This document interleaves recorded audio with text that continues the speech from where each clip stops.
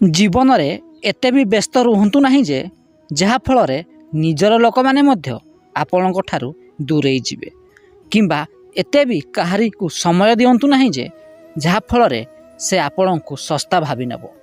तेणु क्या जी दरकार बास सेति ही समय दिंतु। जदि क्या साथ देवा चाहूँगी तेबे कहा विपद आ दुख समय ही साथ दिंतु। कहीं खुशी समय तो समस्ते पाखरे थांती किंतु दुख एवं कष्ट समय रे पाखरे छिड़ा होउथिबा मनीष बहुत कम मिली थांती। सूर्य अस्त हेबा परे पृथ्वीर रंग मध्य बदली जाई थाए। ठीक सेमिति मनीषर स्वार्थ सरीगला परे तार कथा कहिबार शैली मध्य बदली जाई थाए।